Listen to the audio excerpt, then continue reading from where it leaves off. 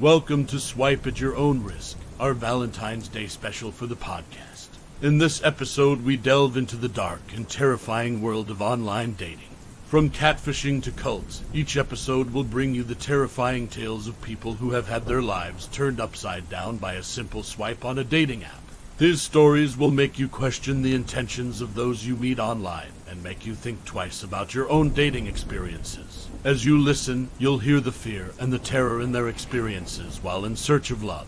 So, if you're ready to be taken on a journey into the unknown and to hear some truly chilling tales of online dating gone wrong, then stay tuned and be prepared to be scared as we explore the dangers of swiping right in the world of online dating. Our first story of the night is titled The Last Dinner. Sarah felt a flutter of nerves in her stomach as she made her way to the restaurant. She had been chatting with a man named John on a dating app for a few weeks, and they had decided to meet in person. She had always been hesitant about online dating, but John seemed like such a nice guy. He was charming and funny, and they had hit it off right away. But as she walked into the restaurant, her nerves turned to fear. The man who greeted her was not the same person she had been talking to online. He had a cold, calculating look in his eyes that sent a chill down her spine. She was about to turn and flee when he grabbed her arm and dragged her back into the restaurant. As he led her to a back corner table, Sarah's mind raced. She had heard stories about a serial killer in her area targeting women from dating apps, and now she was certain that this was that man. As she walked to the table with John, she took out her phone and searched for the news stories about the killer. The police sketch of the man matched John almost perfectly. She had to think of a way to escape before it was too late. As Sarah sat down at the table, she couldn't shake the feeling that something was very off about John. His eyes were dead inside. He would look at her with a soulless, predatory gaze. She tried to push the feeling aside and make small talk, but she found it difficult to focus on what he was saying. John ordered a bottle of wine and made a toast to their meeting in person. Sarah forced a smile and took a sip, but the wine tasted sour in her mouth. She could feel John's gaze on her, studying her every move. It made her feel afraid and trapped in his presence. John asked her questions about her life, and Sarah found herself struggling to come up with answers. She could feel the sweat starting to bead on her forehead and her heart pounding in her chest. She knew she needed to get out of there as soon as possible. He then started to talk about himself, his job, his hobbies, and his interests, but Sarah found it hard to pay attention. She was too focused on finding a way out of the situation. She scanned the restaurant, looking for anyone who could help her, but everyone seemed lost in their own conversations, unaware of her plight. As she scanned the room, her eyes fell upon a man sitting at the bar. He had been watching her since she had entered the restaurant, and she was sure he would help her. Now was her chance. She had to act quickly. With a burst of courage, Sarah stood up and yelled, "Help! This man is the River City Killer." As Sarah shouted for help, John's demeanor changed. He stood up and lunged at her, trying to silence her cries. Sarah fought back, pushing him away and running towards the door. But John was too fast. He grabbed her by the hair and pulled her back. Sarah screamed and kicked, trying to free herself from his grip. She managed to wrench herself free and ran towards the bar, hoping to find someone who could help her. But John was right behind her, his hand closing around her arm. As John was about to grab her again, the man from the bar came to her aid. He quickly subdued John and held him down until the police arrived. Sarah was in shock. She couldn't believe that she had come face to face with a real-life serial killer. She knew how lucky she was to have escaped his grasp. The police arrived quickly and apprehended the killer, taking him away in handcuffs. Sarah thanked the man at the bar for saving her life, and he introduced himself as a private investigator who had been following John, as he was suspicious that he was the River City Killer. She was grateful for the stranger who had come to her rescue. Sarah was then taken to the hospital to be checked out. She had some bruises and scratches, but she was otherwise unharmed. The police took her statement, and soon after John was charged with 12 counts of murder. This gave Sarah a sense of closure, knowing that he would not be able to hurt her or anyone else. After the ordeal, Sarah was more careful when using dating apps. She made sure to always trust her instincts and be cautious when meeting people from the internet. She also made a point to thank the police for arriving as quickly as they did. Sarah's experience had been a harrowing one, but it had taught her valuable lessons that she would carry with her for the rest of her life. She knew that she was lucky to have escaped the clutches of a dangerous predator, and she was determined to never let her guard down again. Our next story of the night is titled Don't Sleep, William. William had been single for far too long. He had been through all the dating apps, trying to find someone who was perfect for him. He had gone on a few dates, but nothing ever seemed to work out. He was beginning to give up hope when he came across Michelle's profile.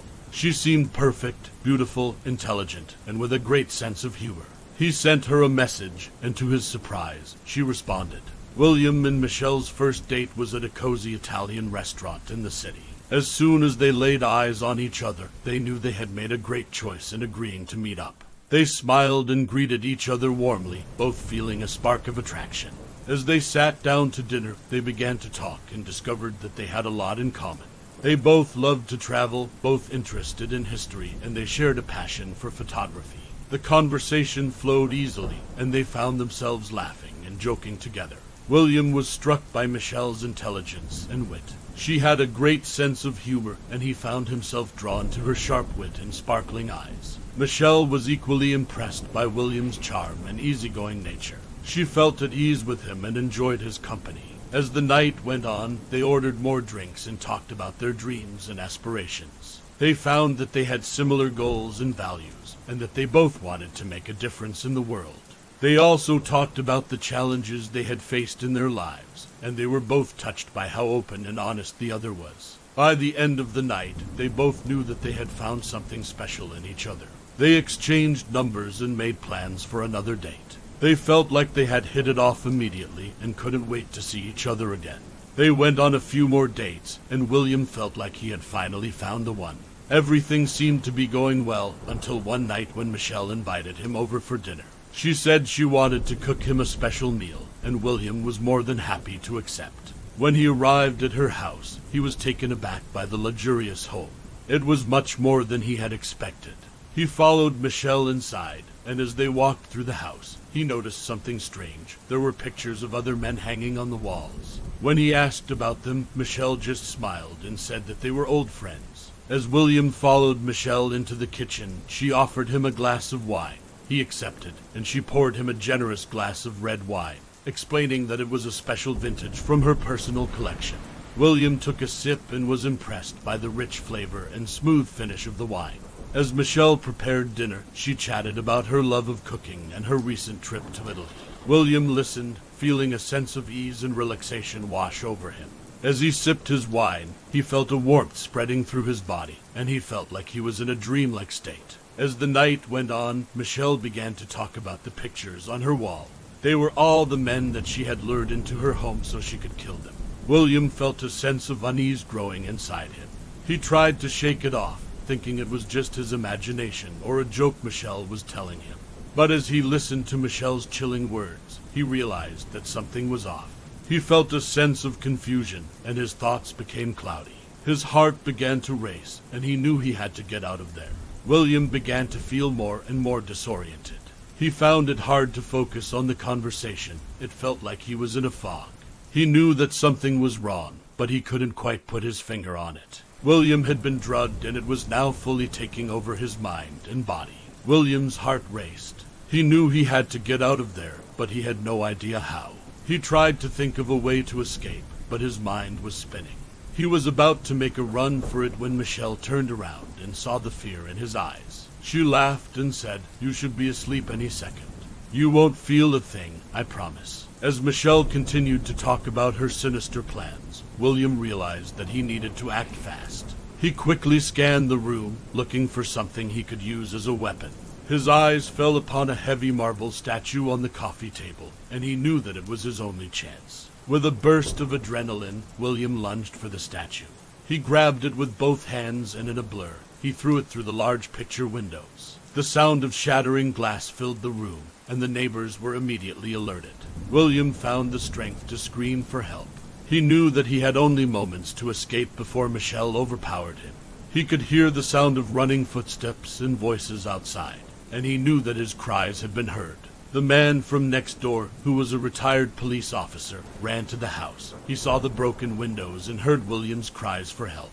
Without hesitation, he entered the house, and soon enough he had subdued Michelle. and held her until the police arrived. The man's wife had called the police, and they arrived shortly. They apprehended Michelle and took her away in handcuffs. William was relieved and grateful to have escaped Michelle's deadly trap.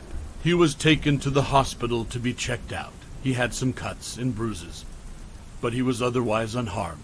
William knew that he had been lucky to have escaped with his life.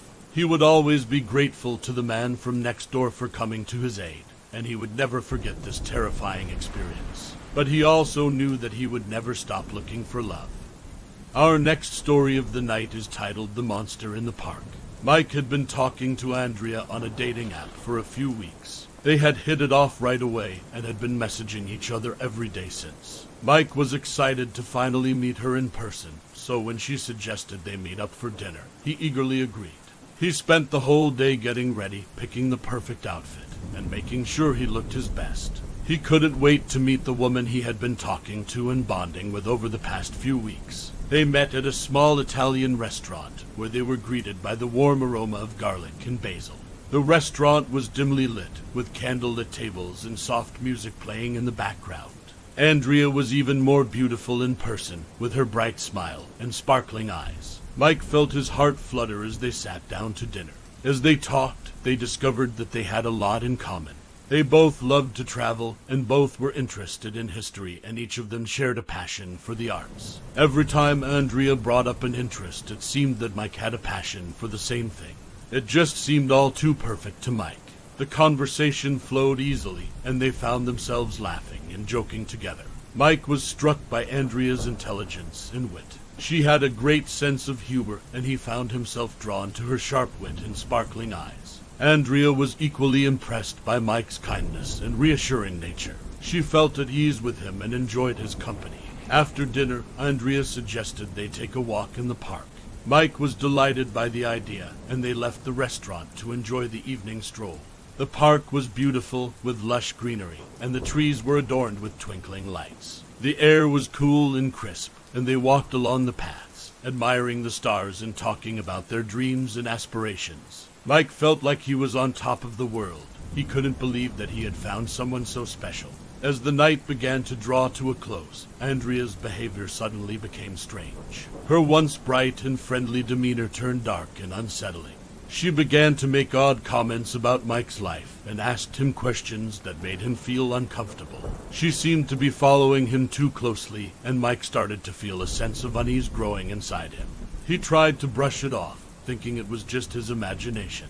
As Andrea's behavior became increasingly strange, Mike began to feel a growing sense of danger. She started to act aggressively towards people walking by in the park, especially women. She would glare at them and mutter under her breath. Mike tried to ignore her behavior, but he couldn't shake the feeling that something was really off with Andrea.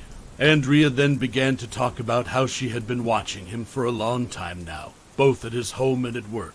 She talked about how she had been following his every move online, and that she knew all about his life. Mike felt a chill run down his spine as he realized that Andrea had been stalking him. He tried to back away from her, but she held him firmly in place. She opened her purse slightly, and he could see the steak knife she must have taken during dinner. She whispered in his ear that they were meant to be together forever, and that no one would ever come between them now. Mike was terrified and desperate. He could see the madness in her eyes, and he knew that he had to get away from her. He struggled against her grip, but she was surprisingly strong. Mike knew that he had to act fast. He managed to break free and ran as fast as he could, not daring to look back. He could hear Andrea's screams of fury echoing behind him, but he didn't stop.